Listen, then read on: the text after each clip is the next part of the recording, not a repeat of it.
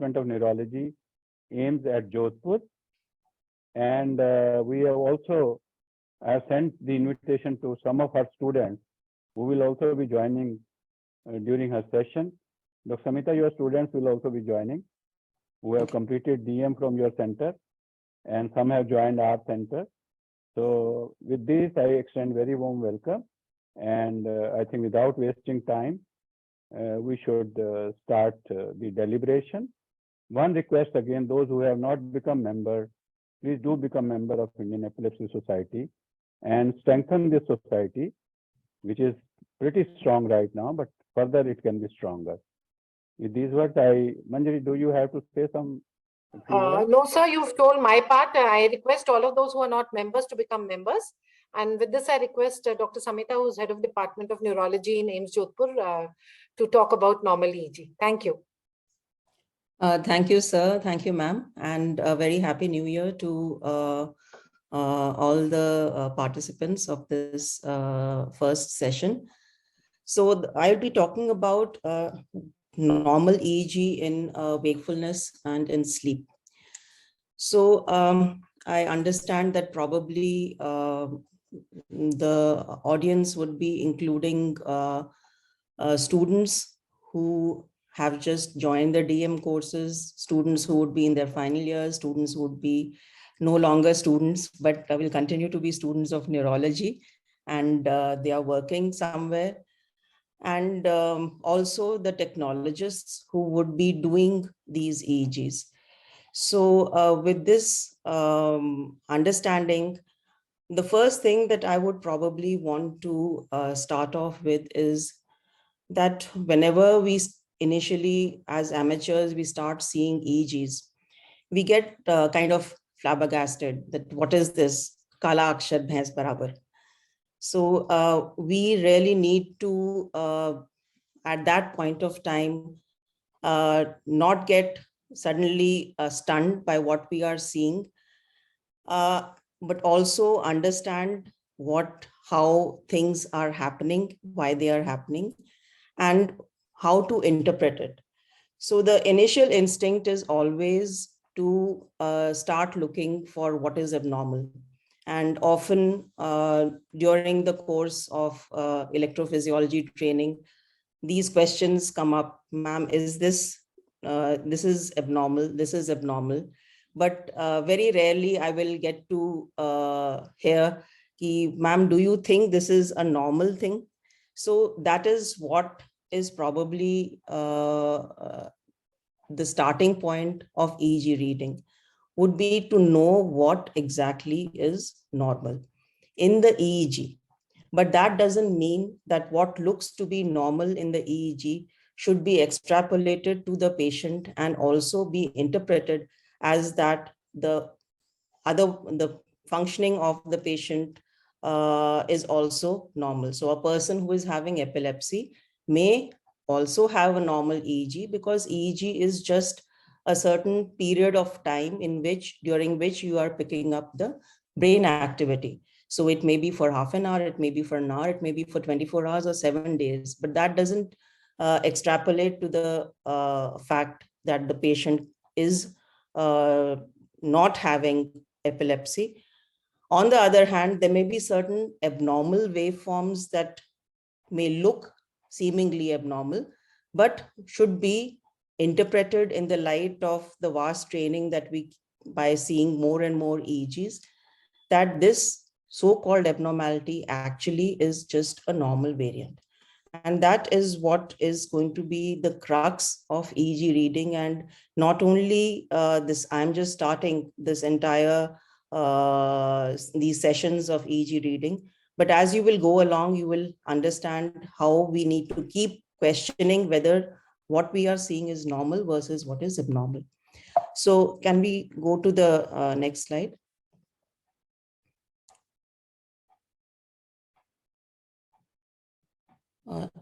Can we go to the next slide? Yeah. So there are some basic descriptors of EEG. I will not go into the details, but we basically want to look at the background, in which we look at the frequency and we look at the amplitude, we look at the polarity, we look at the reactivity, and whether the waveforms are symmetric or whether they are synchronous. So we first start with the awake state. And in the awake state, we look at the background rhythms, and we all know that we can split it into at least the 4 basic frequencies, that is delta, less than 4 hertz, theta, 4 to 8 hertz, alpha, 8 to 13 hertz, and beta, more than 13 hertz. Next.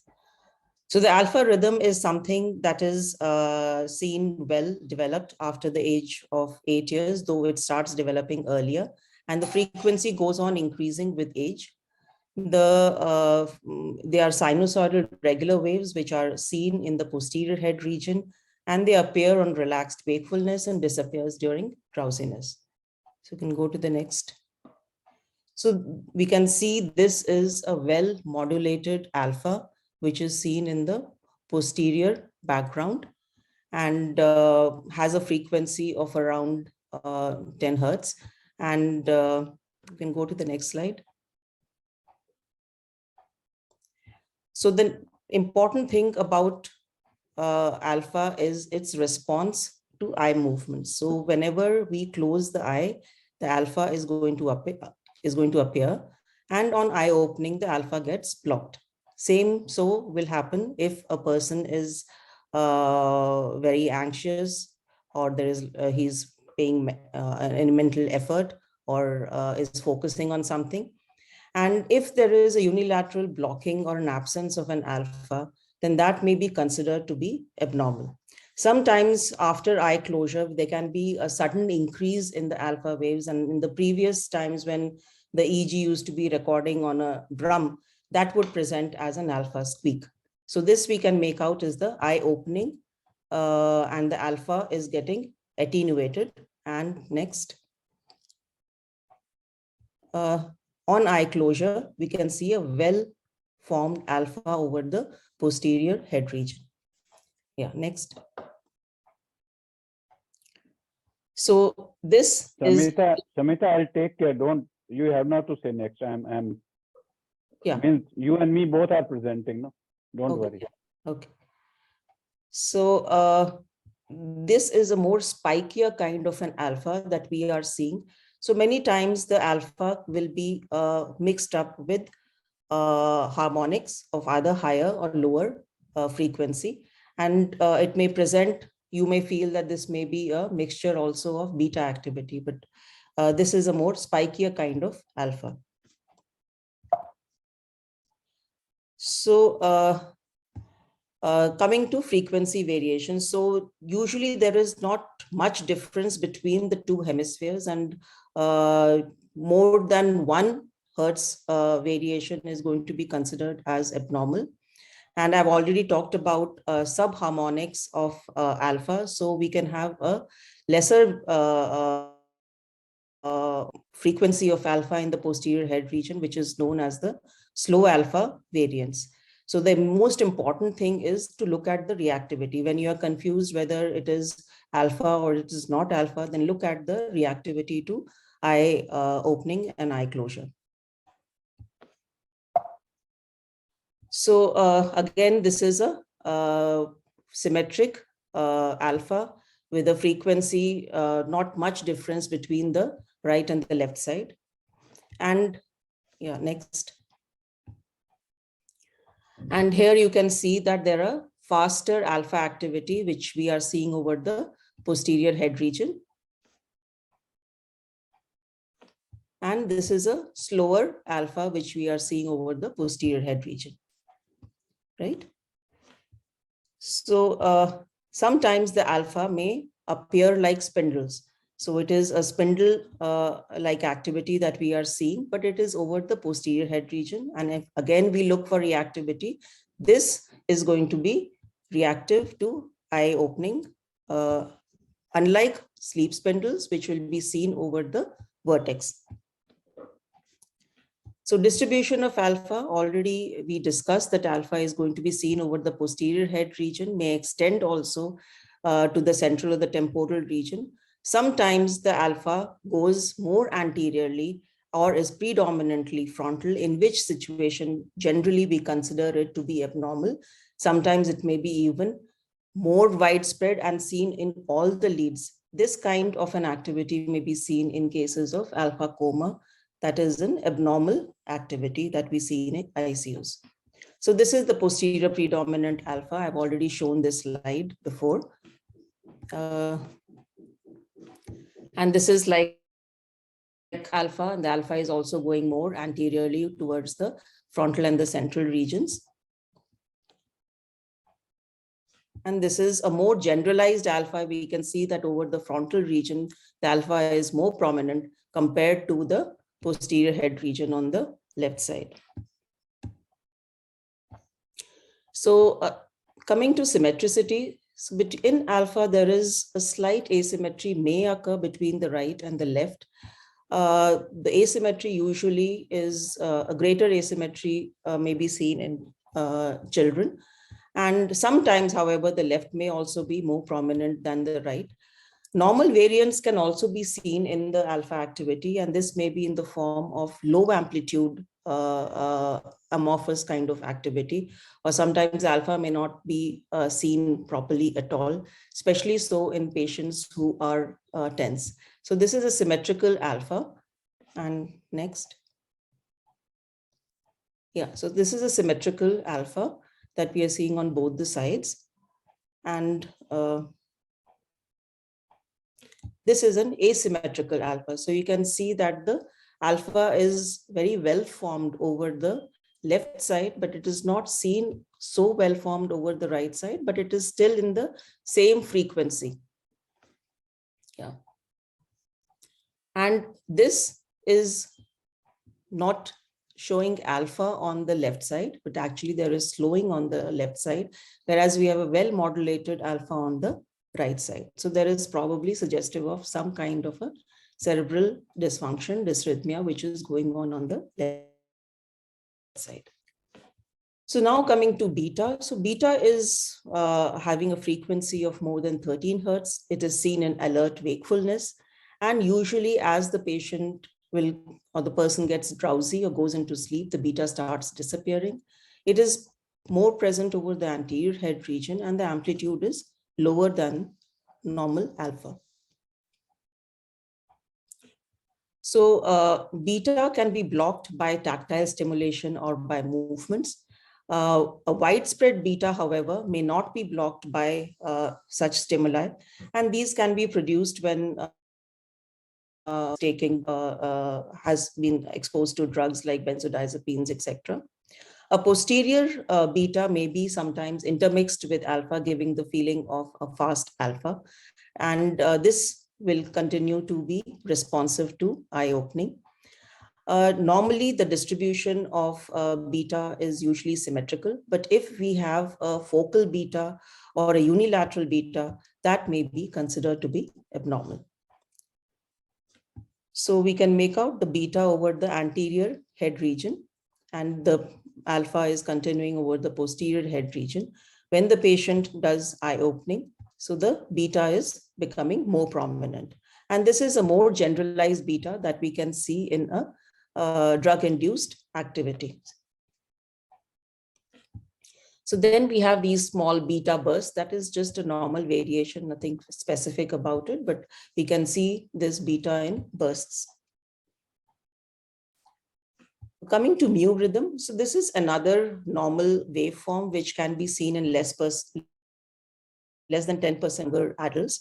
So these are arch-like waveforms which are seen over the central head region, and they are usually seen when the alpha is blocked by eye opening or when person is scanning images, and the mu rhythm is blocked if you move the contralateral limb or there is some tactile stimulus. This rhythm may be asynchronous, may be seen on one side, or it may be intermittent, and it's not necessary that it's going to be seen throughout the EEG. So here we can see where the arrow is intermittent activity over the frontocentral region. This is the mu rhythm. This is sharp archiform kind of waves. Next.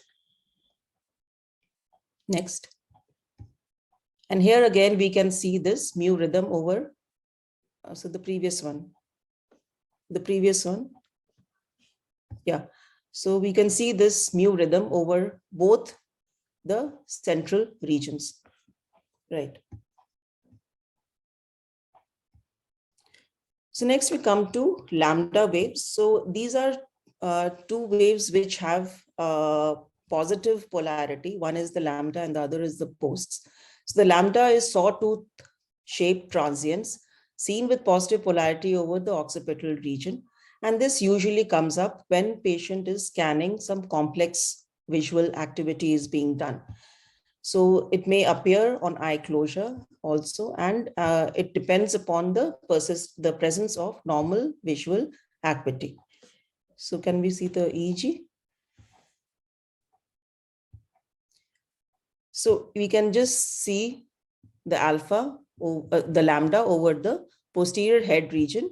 And here we can make out that the alpha is not prominent. So obviously the patient, here we can see the eye movement, the artifacts, patient is, eyes are open, and this activity is seen. There is some beta, which is also seen over the frontal head region. So probably the person is concentrating and is looking at something. And here we can see again the runs of lambda activity. So posterior slow waves of youth. This is a slow lambda-like activity which is seen again over the posterior head region. This is seen in less than 1% of normal subjects. And again, these slow waves can be blocked by eye opening and alerting and disappears during sleep. So we must know about this activity because this activity is can be misinterpreted as focal dysrhythmia. So this is just a small slow wave which is seen over the posterior head region. Next. So again, so coming to the drowsy state. So this is coming to the drowsy state. So there are various changes which will occur when the patient transits from awake to sleep. So the initial stage that we many times pick up during laboratory recordings is the state of drowsiness.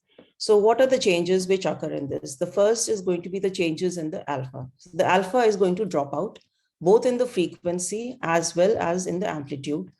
And sometimes during this state of drowsiness, when the patient is in and out, so there can be periods in which there is partial alertness, there can be a paradoxical alpha which can come up. And then the beta activity also starts appearing as the alpha drops out. But this is in the initial period of the drowsiness. So here we can make out that there is alpha which is going on in the initial part of the EEG. And then there is the dropout of the alpha. So we are not able to see the alpha as well as it was seen before.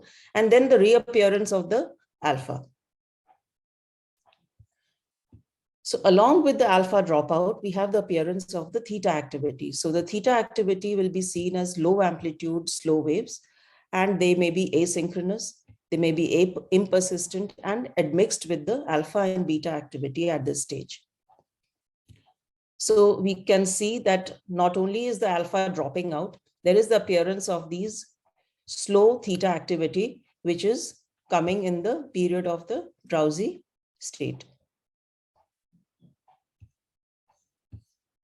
So this is again theta, and this is known as theta augmentation, and more as the drowsiness will deepen, the alpha will further continue dropping out, and more of theta activity is going to appear. So at this stage, we can sometimes see what is known as hypnagogic hypersynchrony. So hypnagogic hypersynchrony is seen more in childhood and rarely seen in adults. And this appears as rhythmic bisynchronous 3 to 5 hertz high amplitude activity with a wide distribution. So the problem that we need to be very sure about, you can go to the next slide, is that we should again not interpret it again as a generalized slowing. So we must always understand what is the state of the patient. So if the patient is drowsy, then any such slow activity which may be seen should be suspect and should be considered as, should be thought of as probably it is hypnagogic, and sometimes you can also have hypnopompic hypersynchrony. So this is a generalized slowing, and this is another episode of a generalized hypnagogic hypersynchrony which can be seen. So there is alpha dropout, there's hypnagogic, there's this delta burst, and then again there is some theta and alpha which is shown in the latter part of the EEG. Compared to this is a generalized spike with similar kind of slow waves and interspersed spike and slow wave activity.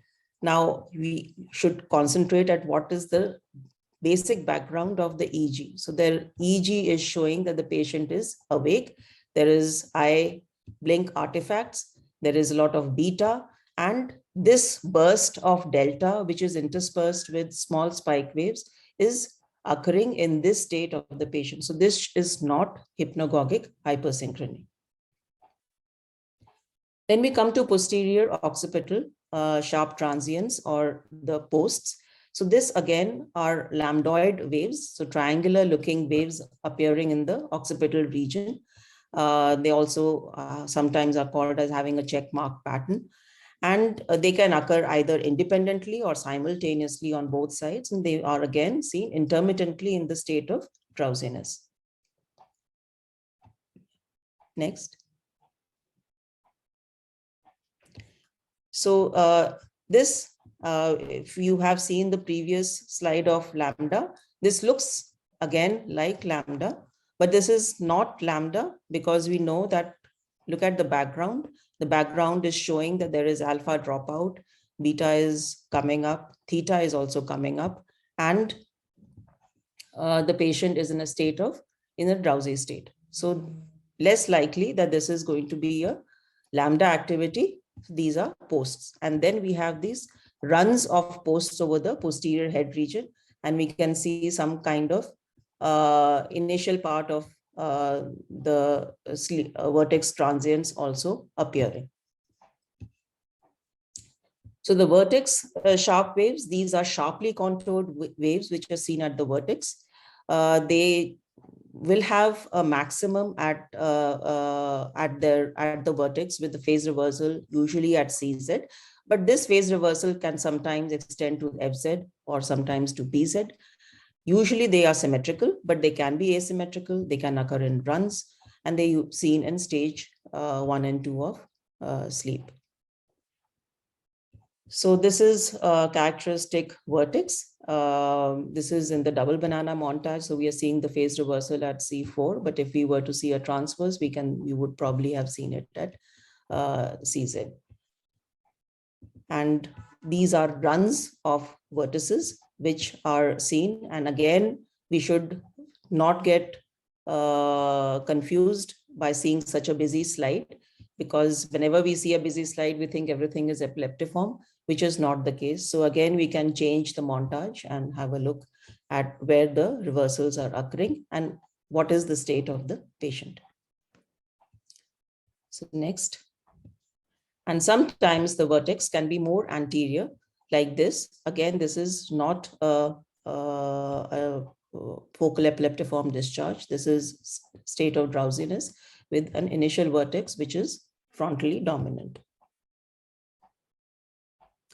So next, coming to the sleep state. Next. So we come to the sleep spindles. So spindles have a frequency of around 11 to 16 hertz, and they last for a few seconds. Usually they should last for more than half a second. Again, maximum over the central head regions. Symmetrical, though if they are persistently asymmetrical, that is going to be considered to be abnormal. Sometimes they can spread anteriorly, and these are seen in stage 2 and 3 of sleep. So these are the sleep spindles. So a spindle-like activity, which is lasting for more than half a second. And again, concentrated over the posterior head region. So looking at the transverse montage helps whenever we are confused about whether it is sleep related activity or not, because most of them will have reversal over the vertex. Yeah, next. So this again is, we can make out that there is a spindle, and the spindle which is more prominent over the anterior head region, along with lot of vertices which are seen. Yeah, next. And again, we are seeing vertex sharp transients in the initial part of the record, and then this is followed by sleep spindle.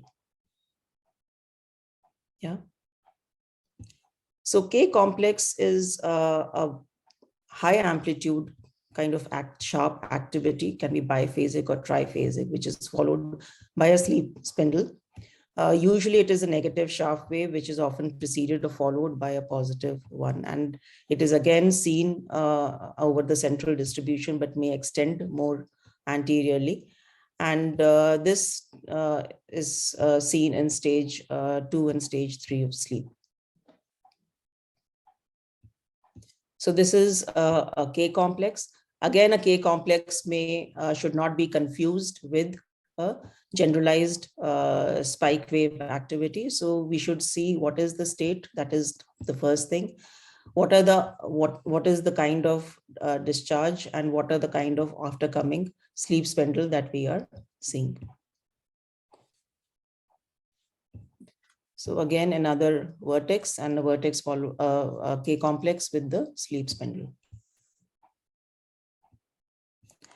So cone waves are sometimes seen in the latter part of non-REM sleep, along with the K complexes and the polymorphic theta delta. These are again monophasic triangular lambdoid-like activity slow waves, which are seen over the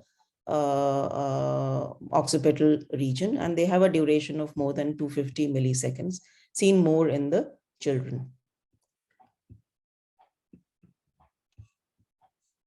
So again, this is a normal activity. Just like we have posterior slow waves of youths, you get these cone waves in sleep. And again, these are normal activity, should not be misinterpreted as something which may be suggesting a dysrhythmia. So trying to combine these different stages, we have therefore stage 1 sleep, that is going to include the drowsy state where they have the alpha dropout occurs. The amplitude becomes low. There is 4 to 7 hertz theta activity, and then mixed frequencies are seen. The vertex sharp waves and the posts appear, and this is associated with sinusoidal slow eye movements and decrease in muscle tone. So I'm not going to be telling about sleep, this thing, but this is what will be seen if we were to have a polysomnogram and we were to see all the different channels. In stage 2, the frequency becomes further lower, the amplitude is moderate, and then we start seeing trains of sleep spindles with K complexes, and there are no slow eye movements during this stage, and the muscle tone continues to decrease. And then in stage 3, we have slow wave activity, that is the delta waves, which start appearing and which should occupy about more than 20% of the epoch. They are high amplitude, again low frequency. Occasionally sleep spindles and K complex may still persist in stage 3 sleep. Again, no slow eye movements, and the muscle tone is decreased.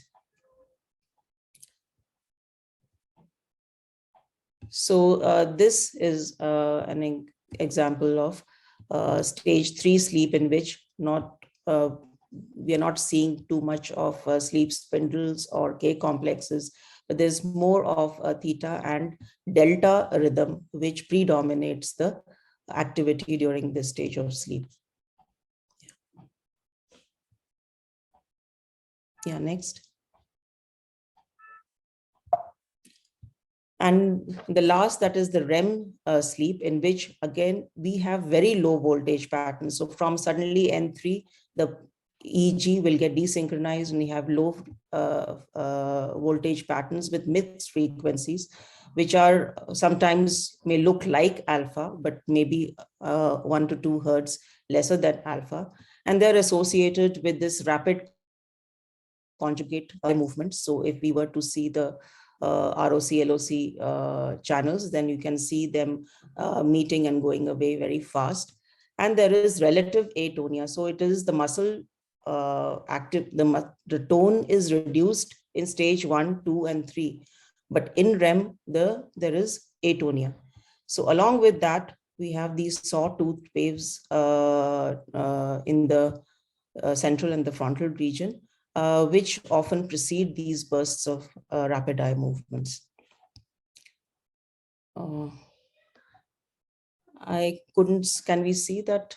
Or you're not seeing it? Okay. Okay, I'm sorry that slide was not visible, but that was basically to show you the rapid eye movements as well as the muscle atonia, which is seen in case of REM sleep.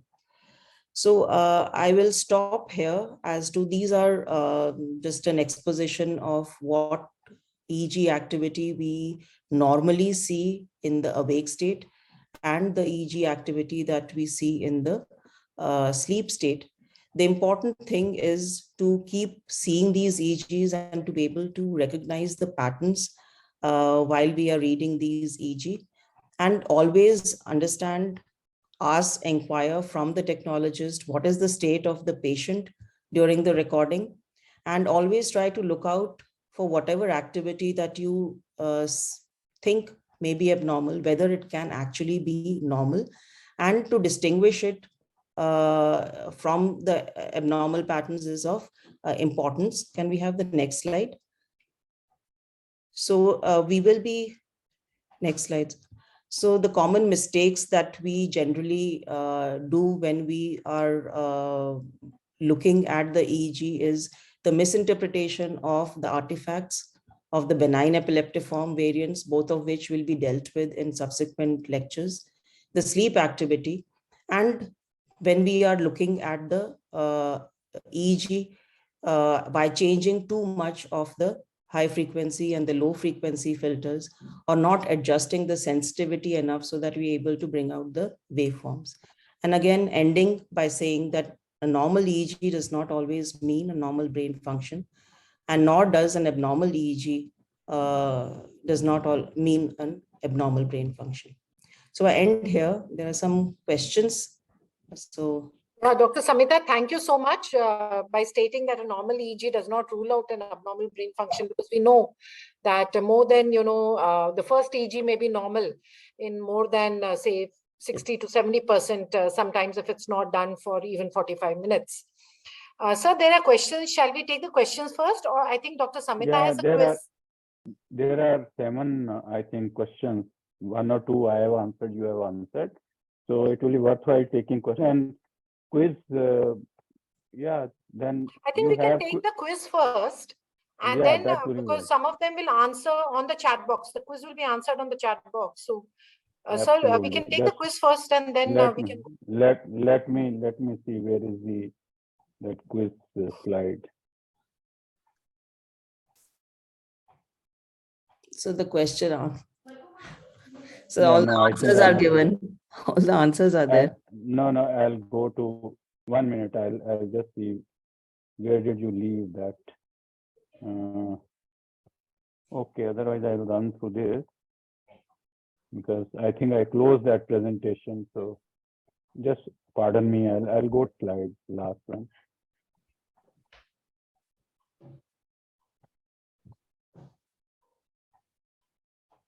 Samita, hope I proved to be a good technician. So please. I should have been able to run it from here. Kidding. Now, this is the question. Yeah. So we're not able to see the images, is it? Okay. No, I'm coming to that. 1 minute. I'll have to maximize this. Actually, sometime in Zoom, these are the problems. Okay, now you will see the images. Right. Is it coming now? Visible? Yeah, it's coming, sir. But please don't run the next slide. Otherwise, the answers are there. No, no, I'll just go back and then start. Whenever you say now, I'll change. Yeah, yes, sir. Should I change to next? Yes, sir. Sir, no, it's not coming. This Okay, is what is go to the showing next here. slide. We go to the next slide, sir. Runs of lambda wave. Now this. No, sir. Okay, then give me 1 minute. I'll just minimize this and then go to slide. I'll just see. So in the meanwhile, we can take some question. So Yeah, there's you a can take some questions. so there's a question from Mr. Sachin. He's a technician. Alpha spindle is seen in which state? Alpha spindle will be seen when alpha will be seen. So alpha is going to be seen in the awake state. And so the alpha spindle is just a variation of the alpha, normal alpha that we see in the posterior head region. So it looks like a spindle. That is the only thing that we are trying to characterize. So it's just a nomenclature, it's a name. It does not have any significance apart from the fact that it is normal alpha. It should be seen in the awake state and not in the sleep state, nor is it seen in the ICUs. Thank you, Samita. There is one question, how to improve the alpha waves? Like suppose we want to pick up the alpha. Are there any techniques to improve the alpha? So the first thing that will mark alpha will be, we should be doing the EEG in an artifact-free environment. So we should try to eliminate all artifacts which would be there, whether it is biological artifacts or it is to do with the environmental. So environmental artifacts should be first removed. Biological artifacts, like the patient is not relaxing, he can be asked to take deep breaths. So in the initial part of the EEG recording, so that he relaxes and the alpha can be brought about. If there's a lot of ocular artifacts, so patient is continuously blinking, so a cotton pad can be kept on over the eyes and somebody can just gently press it down, and that can again help in bringing out the alpha. Thank you. Dr. Samita, I saw this. Some of the images of the quiz are not running. I don't know in what pattern because It's I've okay. tried So that. we can, they're not showing Samita, they're showing us a X. Yeah. Maybe it's I'll tell you what it is. It is a matter of switching between Mac and Word. Yeah, that's what that happened. happens very often. So Yeah, we so can go because ahead with the questions. We'll go ahead with the now I'll change, like the run of lambda wave, only this comes and after that. So we can these leave are- it. Yeah, we can Okay. take it next time. What we'll do is we are anyway having a quiz at the end of the whole thing. So we'll take these questions onto the Word format. I think the Mac is creating a problem. Okay. There's another question here. How to differentiate lambda waves from pulse? So as I said, there are 3-4 waveforms, the lambda, the post, and the cones. These are all lambdoid waves, like in the symbol lambda. So they look as triangular monophasic waves, which have a positive polarity, are seen over the posterior head region. But as I told during the lecture, we must know the state of the patient. So a post is something that is seen in a state of drowsiness. So if the background is showing an alpha dropout and the patient, the patient's EEG is showing those positive lambdoid waves in the posterior head region, you think of it as posts. On the other hand, I had one question in which I just had a picture of the EEG showing runs of lambda, and I had a photo of what the patient was doing. So that was a patient sitting in the video EEG lab who was scanning a book. So when a lambda activity is going to be seen, it is going to be seen in awake state. The patient has to be alert, would be probably doing some kind of a visual scanning activity. So there can be associated either eye movements, the alpha activity will be attenuated, and those lambda will be seen in runs, the patient is not going to be in a state of drowsiness. So these few points will help us in differentiating between whether it is lambda wave versus whether it is a post. I like to make an important observation here, which we had in days to consult when we were consultant or are consultant. The reporting comes after the recording. So first, the recording is very important, and also the responsibility of the electroencephalographic technician to carefully mark the event. Because if you don't mark the event and then you say that read this and then we say correlate clinically, will not make any sense. First and foremost important is the background of the patient. What activity patient is doing at that time? Is it going to drowsiness, or is patient fully awake, eye opening, eye closure, hyperventilation, cough, sneezing, or even if a mobile phone rings in the EEG lab? All these activities need to be marked by the technologist very carefully for a good report from the experts. Am I right, Dr. Samita? I think you are absolutely bang on target. I think EEG interpreting has to do a lot with how the recording has been done. So though we have digital devices now, we also have videos which are going alongside, but everything is not picked up on the video. Also, how you are recording. If the technician is good enough, he would have told you, this was the state of the patient. This is how restless he was. This is what I had to do to eliminate the artifact. And he went to sleep after so much time, etc., etc. So if this kind of information is provided by an alert technician, half your job is done in reporting the EEG. So basically it is, if trash is in, then trash will be out. So the recording has to be very faithful and sincere, as emphasized by both Dr. Mendiratha and Dr. Samita. Samita, I am able to show your quiz slide. Somehow they are projecting on. Are you able to see the slide? Dr. Samita? No, ma'am. Only quiz is go after quiz. Go after this. Are you able to see now? Yeah. So maybe you can ask the query of whatever you had. So now, yeah. Yeah. So how will somebody respond to it? So they will put their answers in the chat box, and if they've been alert to what you've been saying, they should be able to answer it. No, the first slide I've already explained. So yeah. So yeah. So this is just the answer, and all of you can identify what is happening here and put the answer in the chat box. The quickest to type the answer will be, given the marks, I suppose.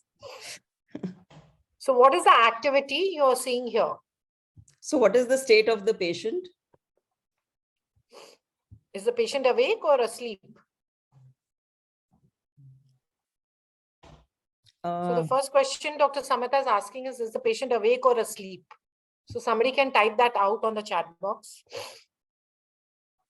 I think a lot of correct. Yeah. I think 99% are correct. All of them have understood your question, and they are all saying awake, lambda. Yeah. Fine. Very good. 99% are correct. 99% are right. Yeah. So we can go to the next slide, no? I don't know why it's not moving. Runs of lambda. So this one. So Samita, what is your question? What is the state of the patient?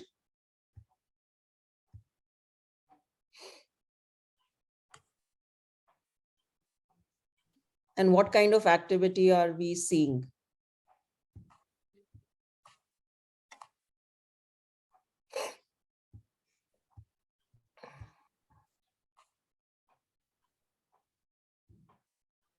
So is this awake or is this sleep? So people have answered drowsy theta, N3, slowing ma'am, stage 2 vertex, drowsy vertex. So basically sleep. Most of them have identified it as drowsy and sleep. And which stage of sleep would you think? So many have answered stage 3, some have answered stage 2. Right. Yeah. So this is stage 3. You're seeing delta activity also in between, and most of it is delta and theta, right? This is stage 3, right? Okay, what about this? Is the patient awake or is the patient asleep? So you can answer in your chat box. And is there anything Dr. else Samita, about? yeah, Dr. Samita has shown this graph during her presentation. No, If I you were didn't. alert 026, I showed the previous 026 one. and 027 marked on this, even I am aware that she has shown this one. Look at that.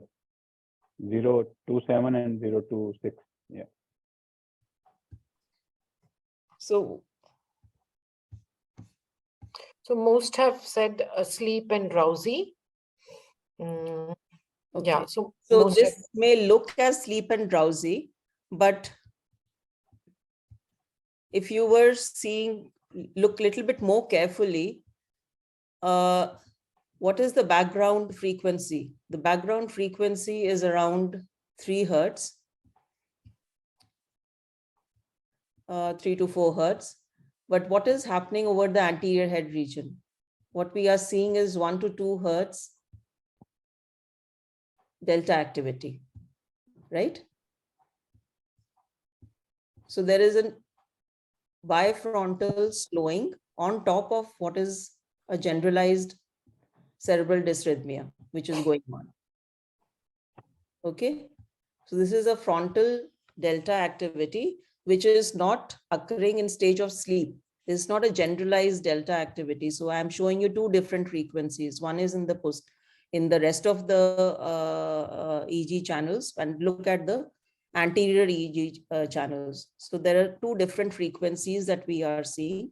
And this was a patient of TBM with hydrocephalus. And we are seeing this frontal intermittent, frontal delta activity. So the patient is in the ICU. So, Samita, it's also important to know the background information which is written in the form, because sometimes, we know that the background posterior rhythm in children will be slow. So like, a 3 hertz can be seen around 6 months to 1 year of age. So knowing the age of the patient, knowing the state of the patient, as well as where the recording is being done. I think these are the 3 basic information, apart from the drugs the patient has taken, whether it was phenobarbital or whatever, that should be there as we see the record, isn't it? Yes. So one is to report an EEG without knowing anything. That is the first thing. But it is always a good idea to first, that whoever is the technician should see that the form has all these details. Like ma'am has said, the age of the patient is obviously of most importance, because there is variation in the activity across the ages. Even as the patient goes into the elderly group, the alpha activity will also drop in frequency. So we should be aware about all this before we start interpreting.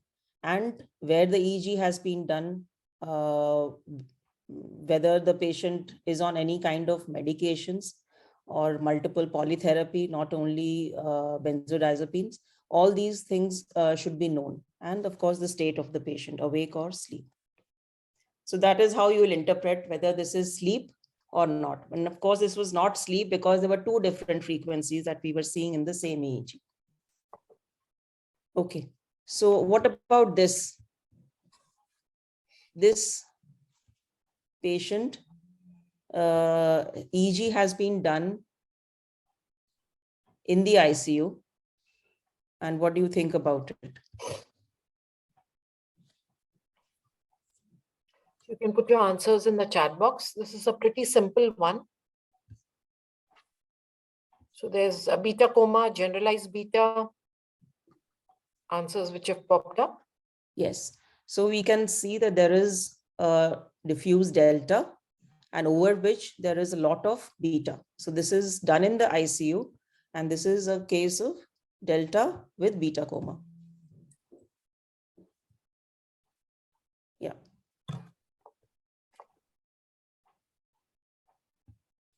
So this, I've again shown this slide. What do you think about it? You can answer in the chat box. Yes. So they are right. They are all runs of vertex, which are seen. Should not be careful again, not to misinterpret it as sharp waves over both the hemispheres. Good. All of them are paying attention and all of them have got it right. Right. Good. So, okay. Now, what about this? Now, I have not talked about this. One of the subsequent speakers will probably speak on this. Yeah, the But normal still you can variants try. will come later, yeah. But you can introduce them to the thing. Yeah. So I did talk to you about somebody is going to play cricket. You can take a hint from them.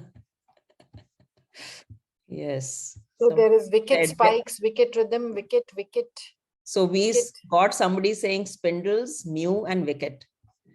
So wicket is right. So it is not mu. Patient is in drowsy state that you can make out the alpha dropout has occurred. And it is not mu. We are seeing it over the temporal regions. So this is a wicket rhythm that we are seeing over both the temporal regions. Right. Good. So I think that was the last one, if I'm not mistaken. Yeah. Is that the okay? Sorry, I gave out the answer. Yeah, but maybe somebody didn't pay attention. So yeah, Samita, you can ask the last one. Yeah. So again, what is the state and what do you see?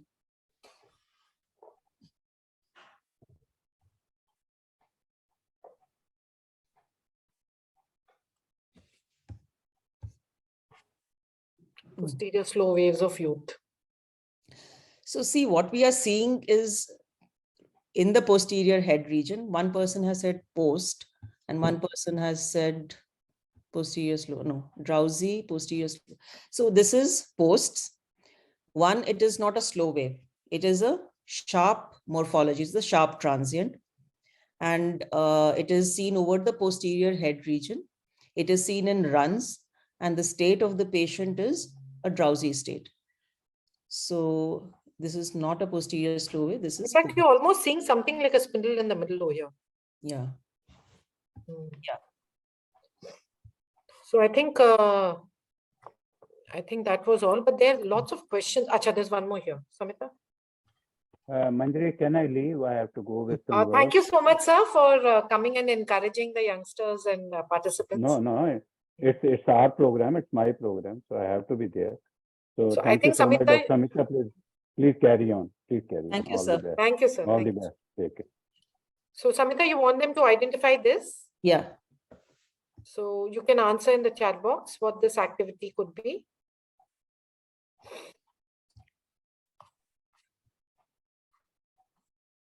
Mu. Right. So this is mu. So the patient is awake and this is seen over the central head regions. So mu is one of the normal variant activity which you actually see in the wake state. Most of the variant activities, normal variants are seen in the drowsy to sleep. This is something which is easier to pick up. And when the person has the intent to move, the mu will vanish. Okay, so we are done. There are a lot of questions. Samita, do you have time? We'll take a few questions. Yes. So some of them are very interesting questions. So I will just ask you. Where are the questions gone? Okay. How do we overcome high impedance? Of course, this is not related to your talk. It is related to the previous talk. But if you want to speak, you can speak, or I can also. Yeah. Impedance, basically you will have to, the preparation of the scalp is very important to be able to reduce the impedance. So you need to first, instructions have to be given even prior to the patient coming in. So they should clean their hair, not apply any oil. preferably shampoo and come dry the hair. It should not be wet also. And subsequently, the technician should be using things like new prep and should clean the scalp at the site at which they are supposed to put the electrodes. And lot of electrode jelly should also not be placed. That will also sometimes lead to bridging artifacts. So we should be careful that only that much that is required to stick the electrode onto the scalp should be used. So if there is a sweat, again, you should be careful. So if it is a summer, so the AC should be on, the fan should be on, and the patient's head should be completely dry before you are applying the electrodes. So, anything else? Yeah, also the electrodes, sometimes we use, we don't use the jelly, we use or the colloidal, we use a paste which is locally prepared.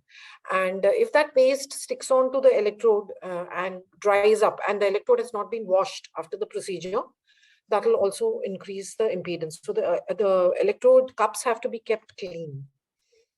There's a question here. What is the origin of the vertex wave and the lambda wave? So these are sleep related activity. I will not be able to answer, ma'am, if you can. So vertex waves are thought to be generated from the cortical surface. There are some theorists who believe that it could be also be driven by the thalamus. The lambda, I am forgetting, but I can get back with the answer in the next round. So we will give that answer in the next round, and maybe some of you can also read. What is the definition of background? So basically, Rajeshri wants to know, what is the definition of background? So the background is basically the baseline activity of the EEG that is being picked up from the scalp. It comprises of the basic activity, the most frequent. So there will be a mixture of various frequencies and waveforms with different frequencies and amplitude. The predominant activity that you are going to be seeing in the EEG will comprise of the background. Whatever else you are seeing over and above that will be described as added to that background. So if the predominant activity is alpha, we will comment of the background as in defining the frequency, the amplitude, the symmetricity, the reactivity, the synchronicity of the alpha. But if the predominant activity is delta, then we have to describe in the similar manner the delta activity or the theta activity or the beta activity. So it is the predominant activity of the EEG page that we are seeing that is to be taken as the background. Also, Samita, the background in the awake state will be reactive. So the background will differ based on the eye opening or eye closure. So that is also there, except in patients who are comatose. So, but the background activity need not always be alpha, as we said. It can be a slow alpha, it can be a fast alpha. It can be slow as the age of the child will determine the background. And as well as an elderly, as Dr. Samita said, there will be an alpha dropout.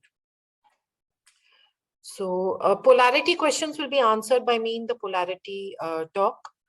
What's the age factor for mu rhythm? So does a mu rhythm appear in any particular age group, or it can be seen, at any age? So basically, is there any age?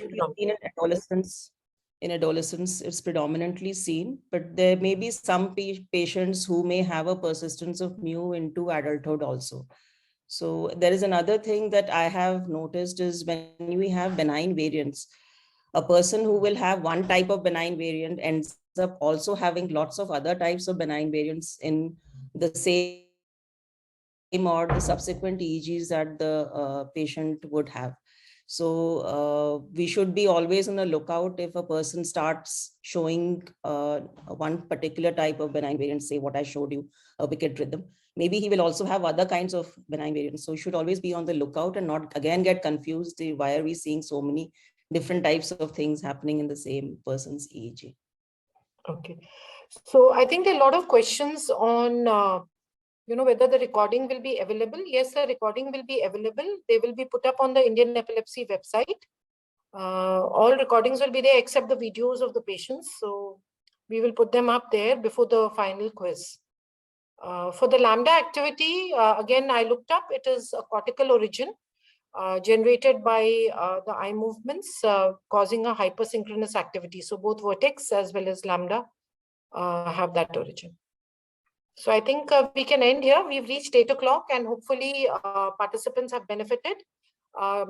Please join us for the next, on the next Wednesday.